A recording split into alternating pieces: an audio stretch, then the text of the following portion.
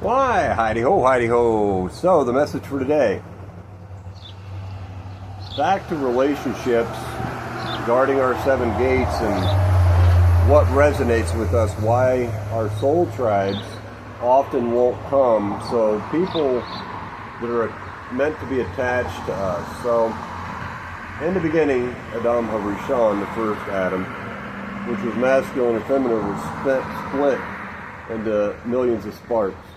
Each one of us is an independent spark. So if you think about a soul mate, soul tribe, those would be the sparks that connect with you. Somebody that resonates with you that you can feel on a very deep spiritual level. So it reminds me of, like I was saying the other day, how I had been single for a number of years, and I met someone who just really, I felt a very instant, deep soul bond with her, but there were red flags. And the red flag was other individuals that she chose to be around. So during our life, we'll come in contact with those sparks that are meant to attach to us, and we're meant to attach to them, our soul tribe. And quite often we won't resonate at the right frequency, and it's not necessarily just us, but it is us. So it's the choices that we make. So keeping certain people in our environment, certain individuals in our environment that don't resonate with us, their mission in life is not the same as our mission in life. So if you are empathetic and you're an empath and you wish to help others and just have peace in your life, and which is another thing, we can't always have 100% peace. So we have to accept it. We're going to have to be at war at sometimes. But at the same time, we could choose when we're going to be at war. What battles are we going to fight? So anyway, the individuals that we have around us truly do affect our soul tribe coming in, including our soul mate. So for man, it would be a woman, and for a woman, it would be a man. And we'll keep them at bay if we have energy around us that does not resonate with that soul in. And those individuals, you have to learn to cut ties. It doesn't mean you have to be nasty, but sometimes it's best just to straight out cut ties. Lose all contact with individuals. Because some people are narcissistic, sociopaths and psychopaths, and if you keep even a little bit of contact, they're going to do everything they can to make you miserable. So myself, I've learned that lesson. It's a valuable lesson to learn. And, I guess if you're younger and you can learn that lesson, that's a beautiful thing. And it doesn't make you bad. So if you quit communicating with somebody and you try to sever ties, and that individual still tries to, get in contact with you, and they'll start becoming belligerent and nasty. Well, that's evidence right there. That's the only evidence you need. They aren't at peace with themselves, so they're going to come after you because they expect you to allow them to bring disruption into your life. So it's individuals who speak Lashon Hara and are always in your business and in everybody else's business. So you're the talk of the town when you're not around, whether you realize it or not. So they'll talk to you about everybody, speak Lashon Hara, and then when you're not around, you're the individual they're speaking Lashon Hara about, they're gossiping about, spreading misinformation or information. So it's kind of like in your relationship. You have a husband and a wife, and they have a family. Well, certain individuals you don't want around. And it is a very hard lesson to learn, but you have certain individuals around your household, your home. They're going to cause problems in your relationship. There's just people, there are truly evil people in this world. Don't let anybody fool you. There are people that are wicked. They live for nothing more than causing mischief and wreaking havoc in other people's existence. That's truly what they seem to enjoy that. They're mischievous. So, yeah, that's a valuable lesson to learn. Sometimes you have to learn it the hard way. So, I have learned to sever ties, just completely sever ties. So the energy that we attach ourselves to, and like I said, this is just my life's lessons different energy. So worshiping flags, that's a big no-no. So that banner, the banner, that's all crap created by the bankers. And that's negative energy. So everything revolves to the 10 utterances. And 10 utterances is a key. When you think of the 10 utterances, what many people know as the 10 Commandments is the key to reading Torah.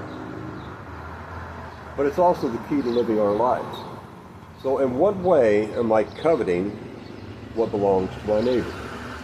So if I'm gossiping about my neighbor, speaking Lashon Hara, then I'm coveting their peace. If I'm speaking Lashon Hara about my neighbor, saying, look at what they do, or I heard this and I heard that, then you're coveting their relationship. You're coveting their peace. So when it says don't covet, that's also coveting. Speaking Lashon Hara about other people, gossiping about what's going on or what you perceive to be going on in somebody else's relationship. That's Lashon Hara. But it's also Lashon Hara, believe it or not, to brag about something that you may know about somebody. Because it may make somebody else envious of that individual. And then they'll be wicked towards that individual. Why do they have, yada yada. And unfortunately, the Satan rules the world. So you'll learn that Kabbalah and Zohar and whatnot. You can learn that the Satan rules over the world. He was created for a reason, to beguile us, to tempt us with materialism. And many different ways. Well, everything that we do is attached to materialism. So we are the mind of consciousness. The Ruach, the spirit, the breath of life. That's all we are, attached to all the atoms. So anyway, everything that we do is an exchange of currency. So we try to do no harm.